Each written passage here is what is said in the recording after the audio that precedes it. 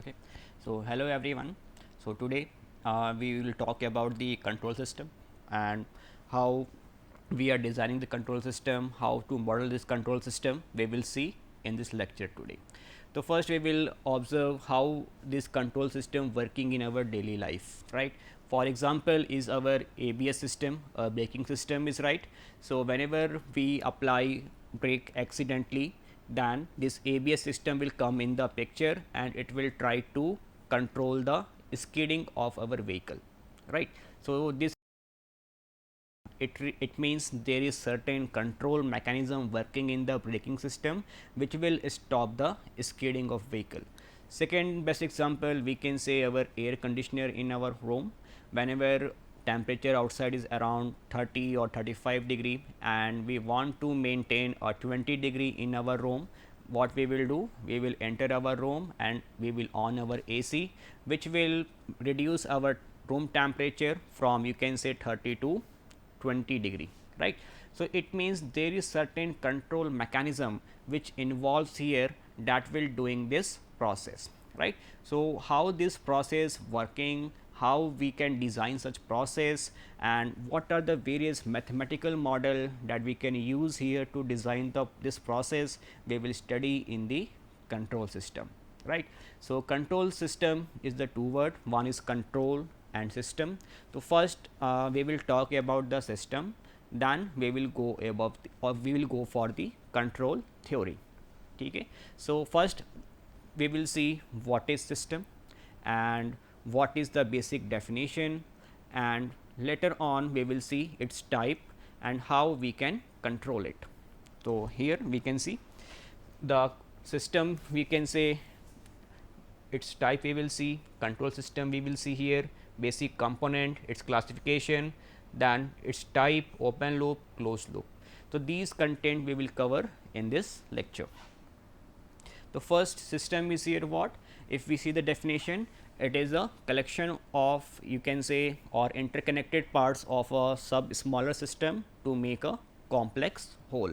So this definition is a little bit complex to us. So we will take here example, then we will come back to this definition, right. So here we are taking an example of a disc brake system. You can see on the picture that here is a disc brake, right, and this in this picture we will get here certain bolts, dust shield, we will see certain bracket is present, brake hose is present, then caliper, brake pad is present, right. So these are what they all are part of system, right. When I combine all these subsystem, that is, you can say, bolts, dust shield, bracket, then this will make a complete disc brake, right. So what is the function of disc brake? You know very well, it will convert the kinetic energy of wheel into heat energy, right. It means we are applying brake. If I am driving a scooter, I will just press the handle clutch, right, then my brake will be applied. If I am driving car, I will apply a foot pressure on the brake, then car will stop, right. It means what is the input here? Input is our mechanical pressure, maybe via hand or leg. What is the output? Slowing mechanism of the vehicle, right. So what is the basic process is happening here?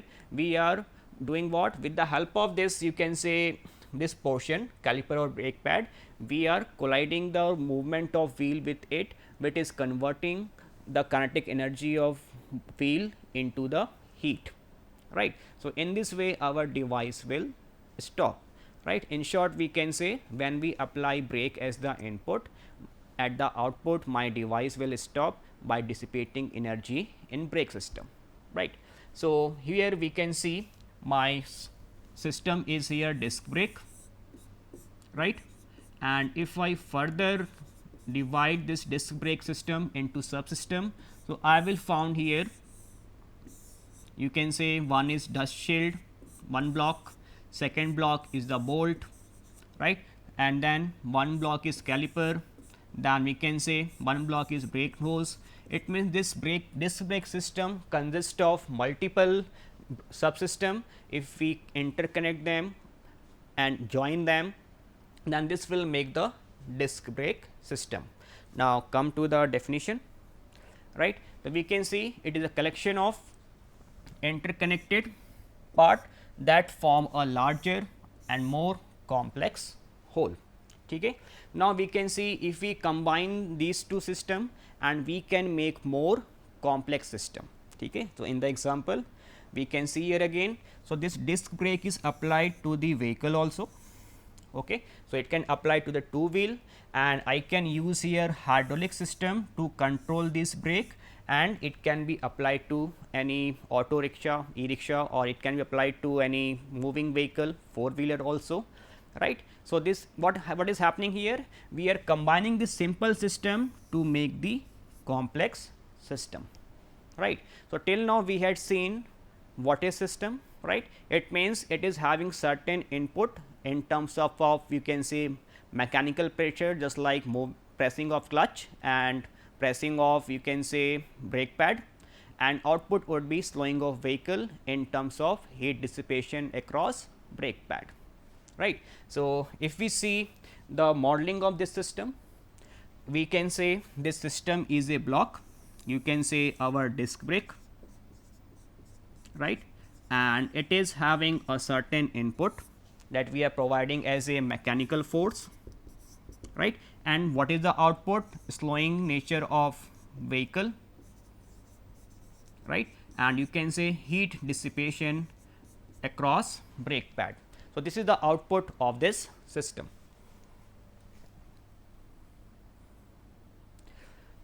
So, here this is the modeling, a simple system, force is the input, output you can say here is heat or temperature across the brake pad.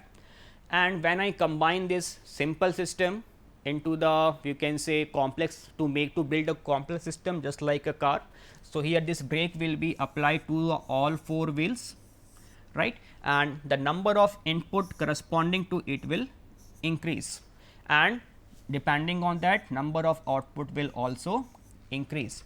So, generally a complex system is combination of small systems or you can say subsystems, and in a complex system you can say number of input may go to 100 and number of output may go to 1000 depending on its application.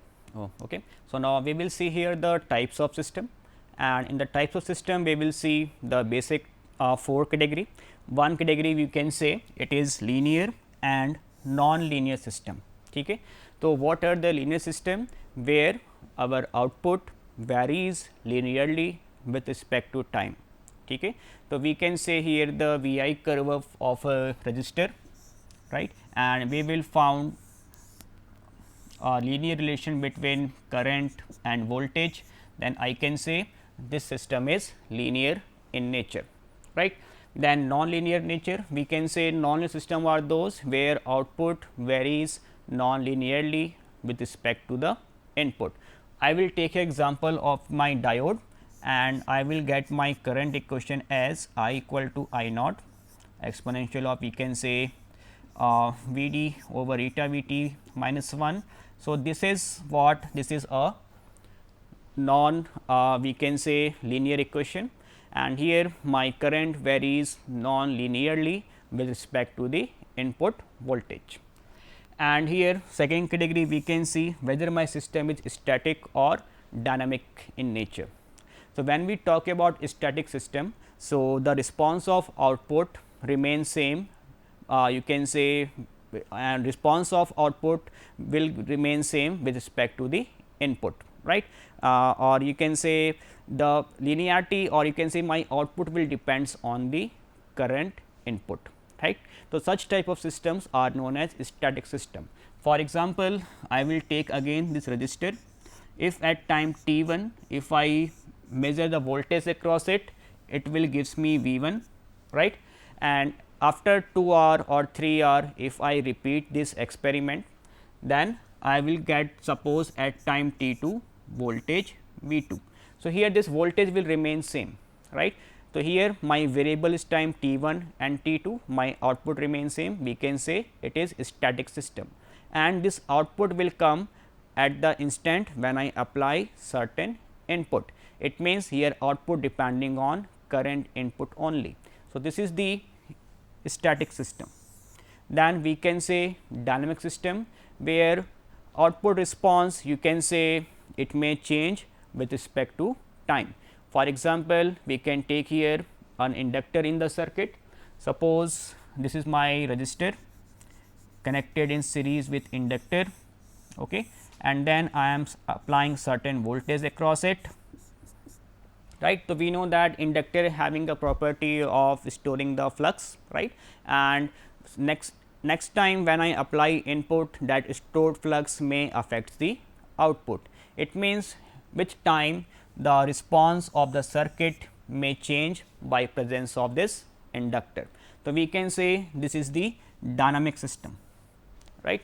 In the same way, when we come for the third category, that is time invariant and variant system. So, time invariant you can say whether the output response does not change with time and it will remain constant. For example, I had taken this measurement of voltage across resistor, it is V 1 and second is V 2, and my time of observation is different, but V 1 is always equal to V 2 until I change the value of resistor. Okay. So, we can say this is time invariant system. What about variant system, where my output response varies with time. Okay.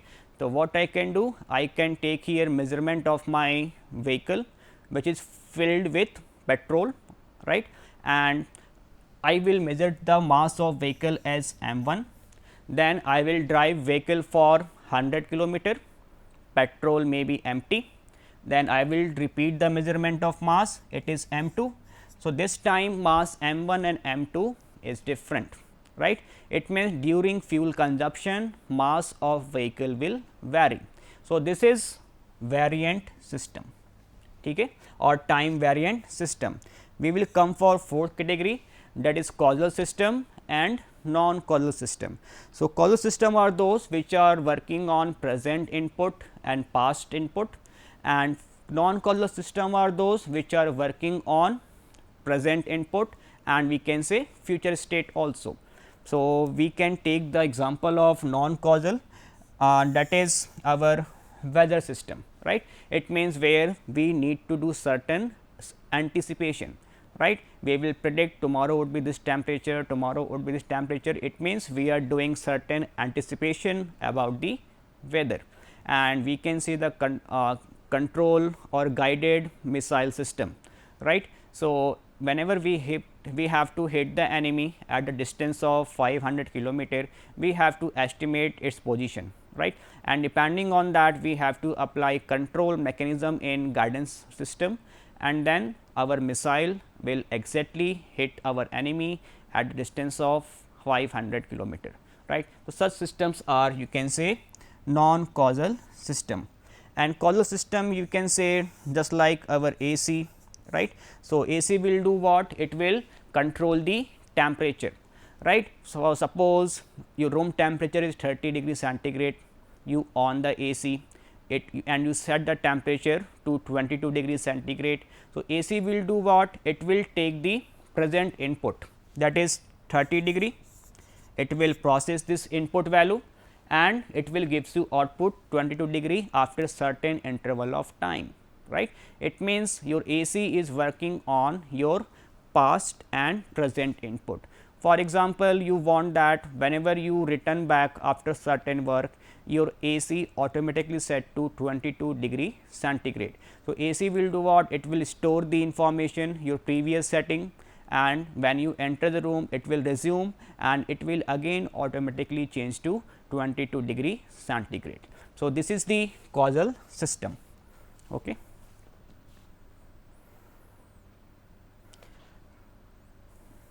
Now, we will see the control system is here. If we apply certain control action over my system, then we can say this system is controlled or this is a control system, right. So, this controlling action can be applied in two way, it may be open loop or closed loop, we will discuss about it later, right. So, if we see the model of control system, basically you will found here a plant, it is having certain input and it is having certain output. So, what is input here? input is the excitation that we are providing in the system for control mechanism. Okay. And what is plant? Plant is the, you can say, system that we want to control, right.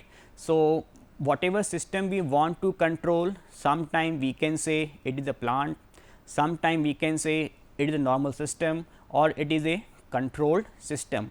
The plant term is coming in the picture because widely control system is used in industries where a lot of process mechanism is going on, just like petroleum process industries, chemical process industries, steam power plant, right. So, in those industries we are using this control system, right, because we are controlling their temperature, we are controlling the liquid level in the tank, we are controlling the humidity of that particular plant, right. So, that is why it is widely used in those plant, we are using plant as a terminology. Okay. Then we will see about the output, whatever input we had provided, depending on that we will get certain output, that is response of the system, right. So, control system we can say in other word that it will alters the future state of a system, right. For example, I told you about the missile guided system where we are controlling the state of missile, so that it will exactly hit the enemy. This is the alternate definition that you can say, right. And some example of control system you can see, one is autopilot in aircraft, then space control, then weapon systems, robotics, quality control of manufactured products, then cruise control in automobile, right. So, these are the basic example of control system. Then we will see the basic component of control system. It means you may have certain input that you have to apply or you have to vary to achieve your desired output. Then plant or process that we want to control, then output is here, it will come or that we desired through the system, right. So, whatever output is coming, it will totally depends my system and whatever input I am applying to it, and we will see this thing in terms of block diagram. Okay. So, here this is my system that I want to control, right. So, I will decide the input, what do I change this, it means what should be my input, so that I will get my desired output. It means whatever I want, it should be available at the output, it should depend which type of input I am selecting and applying over the system. Okay. So, this was the basic component of control system. Now, we will see the classification of control system on the basis of control action. It means how we are applying control action over the system. So, there are two ways, one is the open loop type, second is the closed loop type, right. So, in the open loop what is happening, the control action does not depend on the output, right. So, we will understand this term with the help of example, and in a closed loop system what is happening, our output varies in a controlled manner with respect to the input. Okay. So, here we will take the definition of open loop and closed loop, and with the help of example we will try to understand it. So, here is a automatic washing machine. Suppose it is having two mode, one is light wash, second is heavy wash, right. In the light wash this machine will run for 20 minutes, for heavy wash this machine will run for 30 minutes. Okay. So, if I apply a dirty cloth, I selected to light wash, it will run for 20 minutes and it will gives me the clean cloth, right. So, in this way I am getting my output in terms of clean cloth. If I apply input, you can say here clean cloth as the input, right. So, what will happen, I selected my knob to heavy wash, as per decided it will run for 30 minutes, whether my cloth is dirty or not, it will work, and then after 30 minutes I will get the output, right. So, here the variation of output with respect to input is, you can say, not here, right. So, whether I am applying clean or dirty, it will run for same time, that is 30 or 20 minute. Second example is here water sprinkler. Okay. The role of water sprinkler is to provide moisture in the soil. If it is raining, it will not stop, it will keep providing water to the soil and try to maintain moisture in the soil. Whatever input is here, again my output is not depending on it, right. So, whenever the system is on, and it will give us certain output. So, this is the example of open loop system. If we come back to definition, right. So, open loop system, what is happening? Control action does not depend on the output, okay. And the closed loop system is here what is happening? Our output varies in a controlled manner, okay. We will see with the help of example. So, first we will see here modeling of open loop system. So, here we can say it is having one part of a controller and second part is the plant, right, that we want to control. This plant may have actuator that will initiate its functioning, it will do certain process and it may receive certain disturbance also, right. Now, we will see what are the basic part. One is the command variable. This is the reference that we want to achieve, reference input that we want to achieve. For example, in the previous slide, my reference is to whether I have to go for light fit, light wash or heavy wash. So, this is my controlled input, or you can say command variable. Okay. So, this is the quantity already measured, or you can say this is the reference value that I already set, so that I can apply it to the system to get the desired output.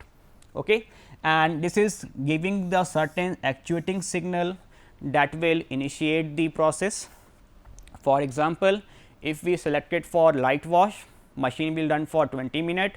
If I am selecting the heavy wash, machine will run for 30 minutes, right. So, this is the actuating signal, and depending on this signal, actuator will work and it will gives you the manipulated variable, right. So, depending on the selected knob, manipulated variable will set to 20 minutes, depending on controller output, that is light wash, and this process will run for 20 minutes, that is washing operation.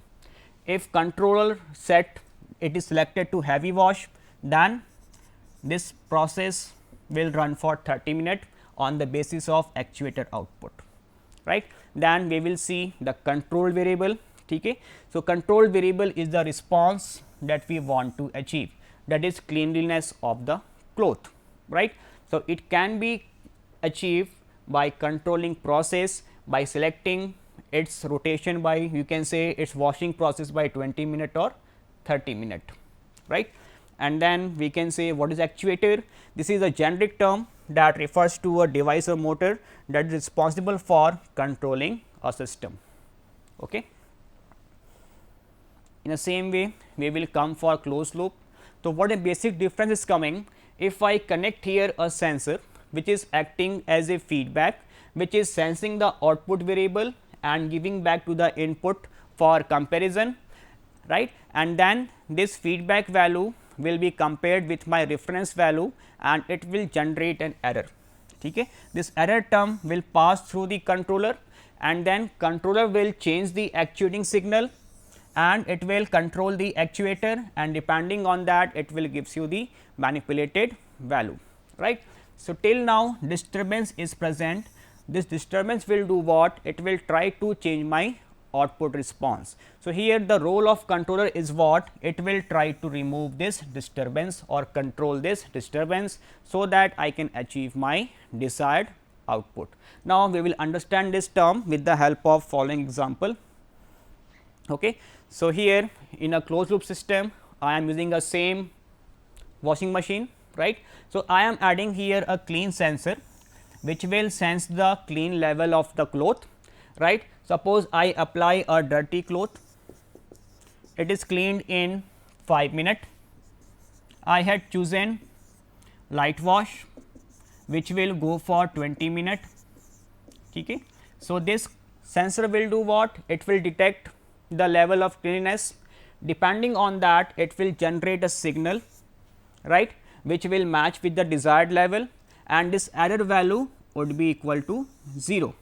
When it is 0, whenever my cloth is clean, then this system will stop in 5 minutes depending on the value of clean sensor, right. So, it means previously I decided it should run for 20 minutes, but my clothes are clean. So, I will go for 5 minutes only, right. So, this is the way that we are controlling this washing mechanism depending on my output. It means my output is depending on my input, right. In the same way, if we go for second example, this is the water sprinkler. I am adding here a moist sensor which will sense the moisture of sensor. Okay. So, if it is raining, soil is already moist, it will detect this level of moisture, it will send input to the, you can say, controller, or here this desired input or reference input will be compared, again certain error will be generated.